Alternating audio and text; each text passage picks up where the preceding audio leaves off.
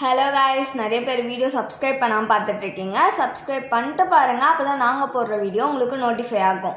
இந்த வீடியோல நம்ம illustration 1 பேஜ் நம்பர் 13.74ல இருக்க சம் தான் பார்க்க போறோம்.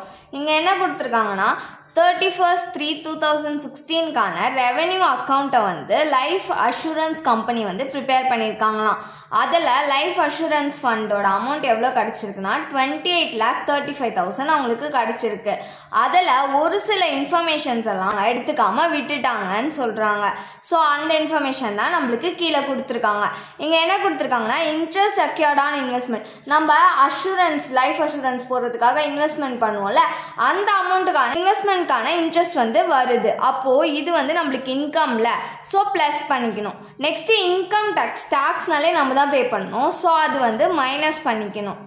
நெக்ஸ்ட்டு அவுட்ஸ்டாண்டிங் ப்ரீமியம், அதாச்சும் ப்ரீமியம்ன்றது நம்ம அஷூரன்ஸ் போட்டிருப்போம்ல, அந்த கம்பெனி வந்து நம்மளுக்கு அமௌண்ட் தரத்தை தான் ப்ரீமியம் சொல்லுவோம், ஸோ அது வந்து நம்மளுக்கு ப்ளஸ்ஸு.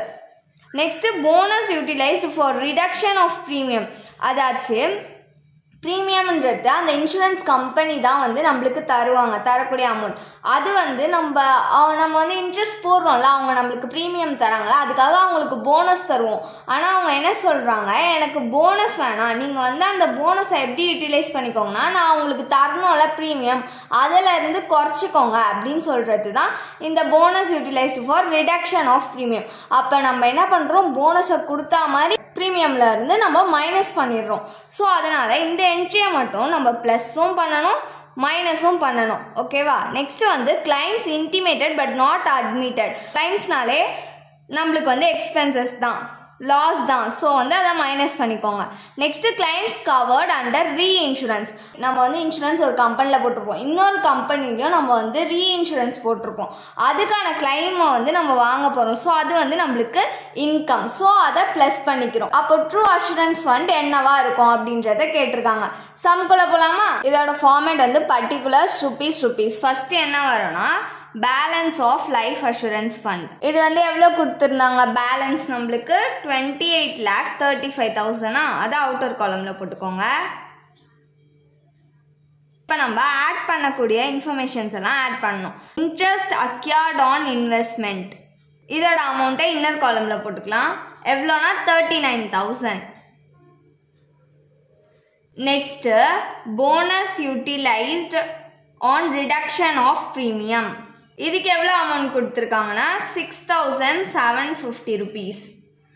நெக்ஸ்ட்டு அவுட்ஸ்டாண்டிங் ப்ரீமியம், இதோட அமௌண்ட் எவ்வளோ கொடுத்துருக்காங்கன்னா 32,800.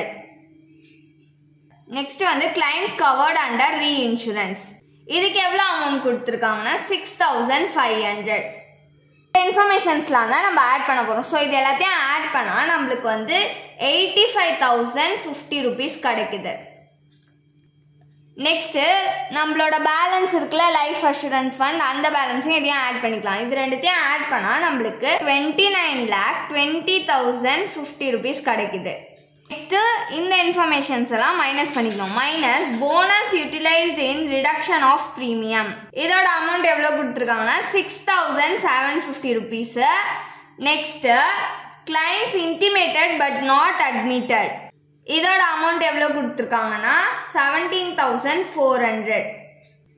Next income tax on interest accrued, இதுக்கு எவ்வளோ அமௌண்ட் கொடுத்துருக்காங்கன்னா 10,500.